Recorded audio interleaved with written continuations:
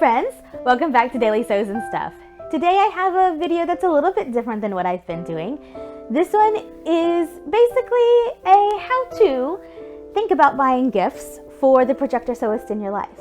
So I polled the Projectors for Sewing group and had some ideas of my own, and I am going to present to you 15 gift ideas for the Projector Sewist in your life and one bonus. Obviously, if you're going to projector sew, you're going to need a projector, and in most cases you're going to need a mount, and you'll need a computing device of some sort and a way to connect those, and something to calibrate against, which is usually but not always a cutting mat, and you'll also need a really good attitude. In fact, I'm going to read a quote to you about having a good attitude.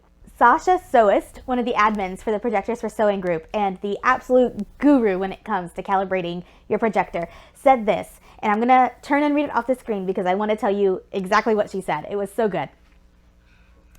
An open mind to learning and absorbing new information. A confidence that the learning curve will feel overwhelming at first, but with time and practice, it will become easier. I love it. That's exactly the kind of attitude you need. It's kind of hard, though, to gift an attitude, right? And as we've learned, projectors are pretty specific to your situation, and it might be hard to buy someone else a projector without knowing all their specifics. And most people are using whatever computing device, phone, tablet, computer that they already have.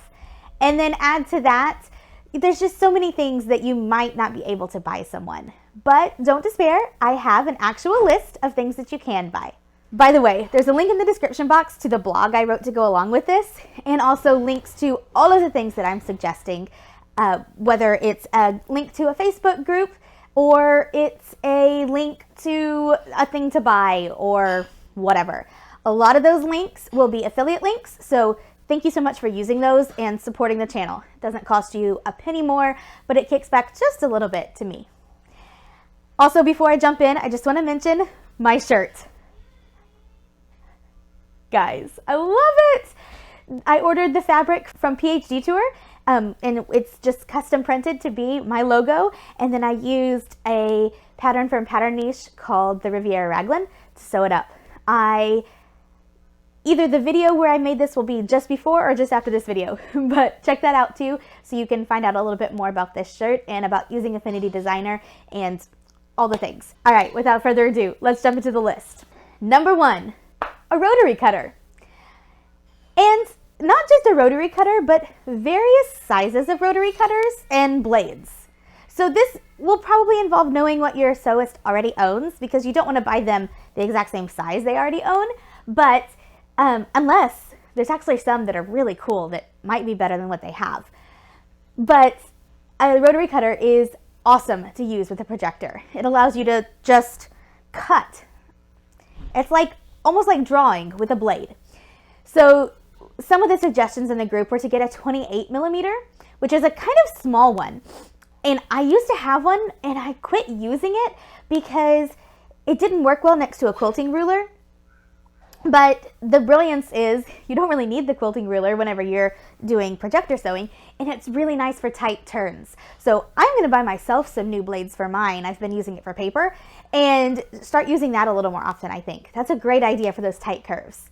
I also really like the 45mm. It's just a really nice size to get some good lines, straight lines going, and those bigger curves it's great for too.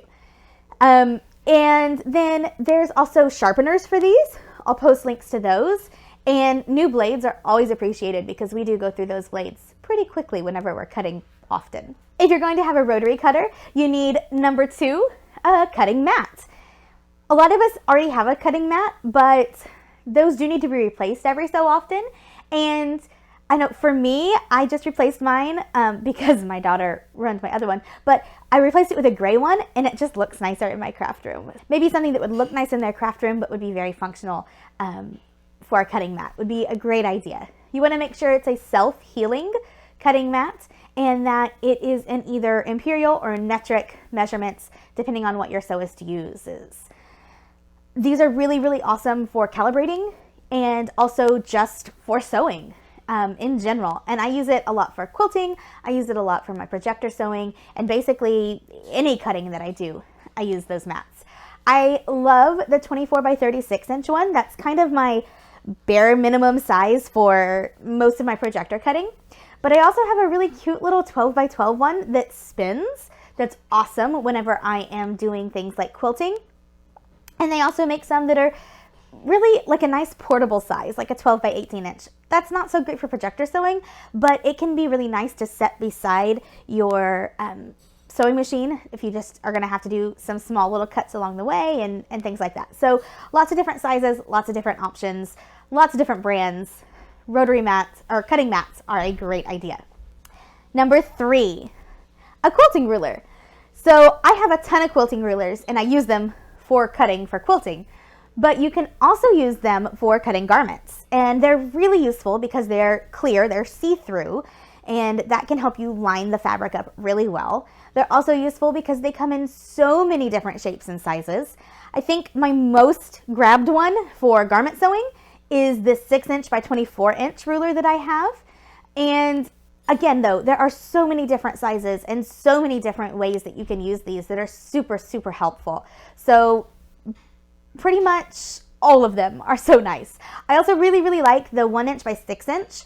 It's just a nice little, hey, let me gauge the seam real fast. Hey, let me cut this thing real fast. Hey, let me make sure I marked this in the right place real fast ruler. And along with quilting rulers, you can get this kind of omni-grid sticky stuff that helps it not slide as much on your fabric. And I really recommend that too. So I will post links to those things because I can't remember the exact name of it in the description box. Number 4, low profile weights or magnets. So I'll start with the weights.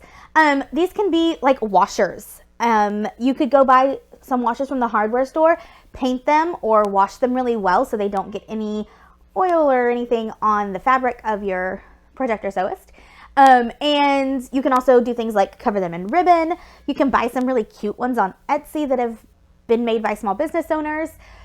There's lots of options here, but when you are thinking of a weight for projector sewing, you want something really low profile because you don't want it to cast a shadow that gets in the way of your projection.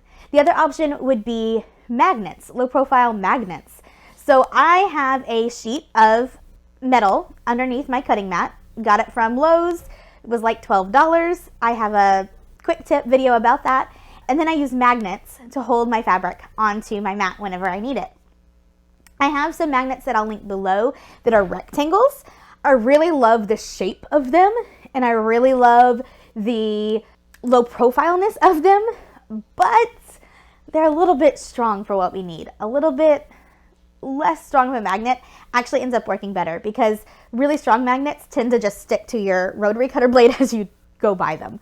The little tiny circle ones are actually really good. Those just can be choking hazards if there's small children in the house. So think about that too. Number 5, marking pens or markers. I really love the friction fine liner markers or the friction, anything basically. Any of the friction pens or markers I really love. I think they work great. I have no problem erasing them with the heat of my iron. And I don't live anywhere where I really have to worry about the marks coming back. Because apparently they do come back sometimes in really cold weather. It doesn't get that cold in Texas. I'm not that worried about it. But there's great debate in the sewing world, so know that they may not appreciate that exact thing. Another thing that's very commonly used are Crayola Ultra Washable markers. Now, the Ultra Washable is the really important part, and you still want to kind of stay away from things like black or red, but apparently these come out really, really well in the wash. I have not been brave enough to use them yet, but I hear a lot of really good things about them. And the nice thing about those is you can get them very fine tipped, or you can also get those that go kind of from the fine tip if you're pointing straight down to a wider tip if you kind of tilt it a little bit. And those can be really nice for all the different markings that you may be using. There's also, specific made tailor's chalk and things like that. I'll put links to several of those below, but really and truly the thing that I am always reaching for myself is the friction pins or a little tiny sliver of soapstone whenever it's black fabric that I need to mark. along that same line, I'm going to go with number 6 to be pins or clips. And I mean this kind of pin, a PIN, a sewing pin. I really like these glass-headed ones. They're nice and long and sharp. I use them for quilting. I use them for sewing. They are my favorite. But I also really love these clips. And so the pins work really well when you need to mark something on your fabric temporarily. If you're like shifting your fabric or something, the clips don't work quite as well for that, but the clips work great for sewing. So this kind of goes between projecting and the sewing part of it. But I really love them for clipping together knit fabric that maybe you don't want to put a pin into or snags easy or something like that. So I'll put links to both of those in the comments. I find both of those very helpful. Extra bonus here. I also really love this magnetic tray for keeping all of my pins and clips handy and picked up. Number 7, wireless mouse and keyboard. I will post a link to the ones that I have in the description box. I really love them because they are the Logitech unifying. And that means that the mouse and the keyboard can use the same little USB plug, which is awesome because I take up like all of the ports on my little laptop. So having the mouse and keyboard on the same port is just super helpful. I love having my wireless mouse and keyboard so that whenever I am standing at my cutting mat, I don't have to walk back over to where my computer is to mess with it. I can just do anything I need to do with the mouse and keyboard there with me. Depending on what device you're using and how you're connected, that may not be helpful for everyone, but I think it's probably helpful for like 90% of people who are using a computer to do it rather than a mobile device. Number 8, software. Now, 2 of these softwares I'm going to mention are free, so it doesn't cost you any money, but maybe if your person is less technologically inclined, you could help them download it and get started with them. And then the other one is something that costs money. So the first one is PhDetour, and I've put out videos for that. I'll put the link to the place in the description box. It's PhDetour.org. It was created by someone in our group who is a Projector sewist, and it's awesome for doing those little alterations that we need to do to patterns before using them to project. The second one is Inkscape. This is also free, but it is not specifically designed for what we do. People use it to do slightly more involved alterations to their patterns. And then along those same lines is the third one, Affinity Designer. Affinity Designer is not free. You can get a 90-day free trial to it, and then you can pay somewhere between $10 for the iPad if you get it on 50% off to $20 on the iPad if it's not 50% off, to $25 for the 50% off PC version, to $50 for the regularly priced PC version. Hopefully that all made sense. Basically, they run a lot of specials a lot of times, and it's a really awesome software that can cost you anywhere from $10 to $50, depending on if they're running the special and what application you're buying it for. But this is really awesome for someone who uses an iPad to project their patterns because you can actually type in the zoom on that rather than finger zooming with Zoto. Or it can be really awesome for someone to put on their PC because it allows you to do those more involved alterations like Inkscape, but it is a lot more user-friendly than Inkscape is, in my opinion. Number 9, cutting space. So this might be something like not complaining when your Projector sewist takes over the dining room table.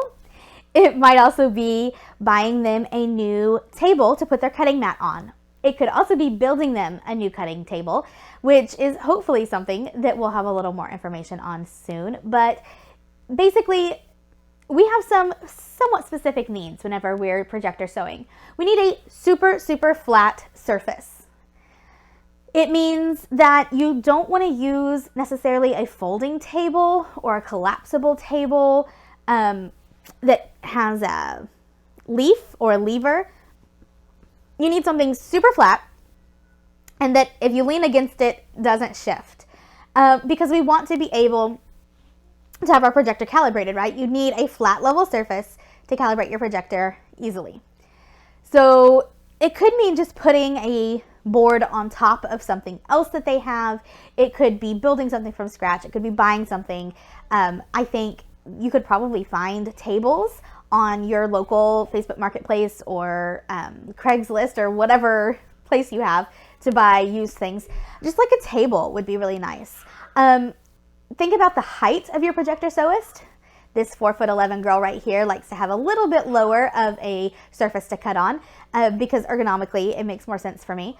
But you want to be able to have that 24 by 36 mat on it without hanging over on any edges, and just a really nice place to cut from. Number 10, a way to organize their cuts. So this could be something like Ziploc baggies, a box of Ziploc baggies. It could be having them join the Sunny Mountain Patterns Facebook group and get the printouts that Kathleen made that you can, you could print them out for them and cut them out and laminate them and make them very nice, or you could have them help them do that themselves. But these will help you label the pieces that you've cut out to make sure that you've got everything cut out and you haven't, taken a cuff that was a rectangle and cut it into something else because you thought it was a scrap, that sort of thing. It can be really nice just to keep things organized and keep your, if you're going to cut a bunch of things at once and then sew them one by one, it can be really nice for that too. For me, I use it a lot whenever I'm sewing for both my girls. They're very similar, but not quite the same sizes. And so it can be really easy to confuse their pieces, but keeping them in baggies is what I do. And keeping them separate helps me make sure that I'm keeping all the right pieces together. Here's where I'm going to move a little bit into less Projector, more sewing, but stuff that is still really, really nice to get. Okay, number 11, fabric gift cards. I love Serge Fabric Shop. That is where I buy most of my fabric from. I also really love PhDetour, and I'll post links to those in the comments. But figure out where your Projector Sewist likes to buy their fabric and get them a gift card there. Or if they're always buying at the big box store in town, maybe get them one to an online store like Serge that does a really good job of describing the fabric so that you can feel confident buying it even if you can't touch it. And maybe open up their world a little bit, because I love some of the things I can get from the big box stores, but there's such a bigger world out there, especially of apparel fabric, than you can get at the big box stores. Number 12, pattern gift cards. I'll drop several links below to some of my favorite pattern shops, and some of those will be affiliate links, some of them won't. But you can either figure out where your sewist really likes to get patterns from and just get them a gift card there, or it can be a little bit of a broadening their horizons by choosing something different. But there's just a lot of really cool indie pattern designers, that are getting kind of big now, or even some on Etsy that are still smaller, that are really great places. And those big four patterns, I legitimately never buy from them. I love supporting these smaller businesses, and frankly, they have better patterns in my opinion. Number 13, paper for tracing. Now this is controversial because some of us never want to touch paper again after we get our Projector, and some of us end up using paper for various things that can be super helpful. So I'll post, but if you are going to use paper, it's really nice to have a paper that's wide and kind of covers your mat, and you're able to just trace onto it really easily. So, and I find myself using this paper for lots of things. I can let my kids color on it and wrap a gift in it. I can, seriously, so many uses for it. So I'll drop some links for some paper on a roll as well. Number 14, this is one I'm adding myself, which is a little bit crazy, I know, but hemostats.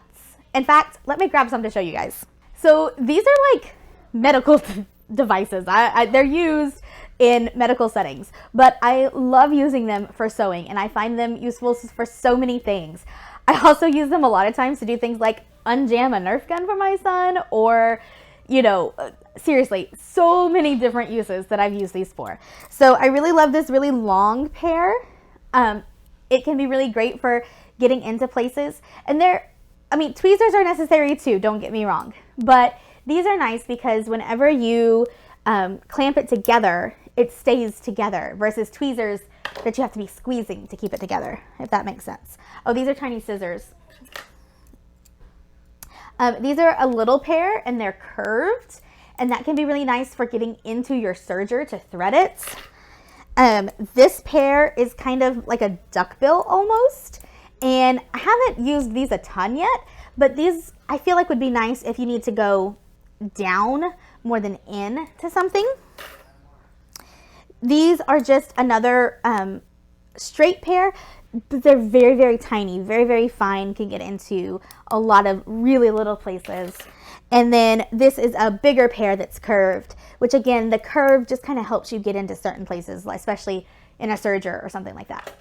So I love these things. I use them all the time. You have to be careful with them. I gave myself a blood blister with one of them once, but they're awesome and super, super helpful and useful. So if you can find those on Amazon, or I found a bunch of them at a flea market the other day, get some. They're awesome.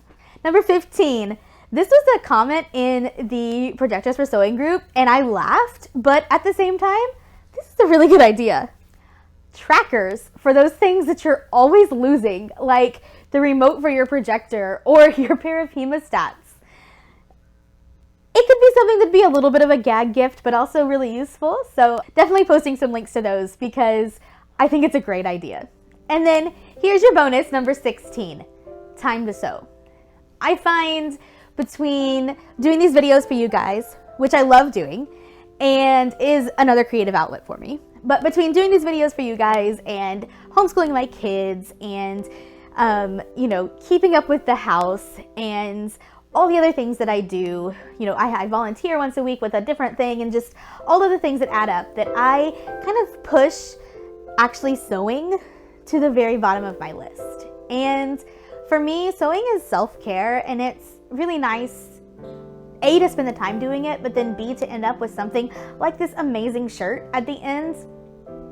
Even if it's not for me, even if it's for my kids, you know, when they look super cute in something I made, that's awesome. I love it. So giving your Projector Sewist some time to sew. Force them to go do it if you have to. But it can be really nice just to know that you can step away and sew, and maybe it doesn't even have to be something that you are on a deadline for, that you have to do. It's just some time you can spend in your craft room creative. And that is so nice.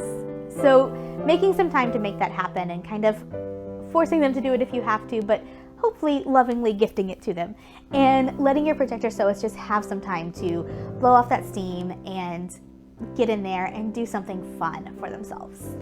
All right, guys, well, that's my list, and I hope that you found something helpful in there. I hope that you're able to find something fun and new for yourself, or find something to buy for the Projector Sewist in your life, because Christmas and holidays, they're coming up.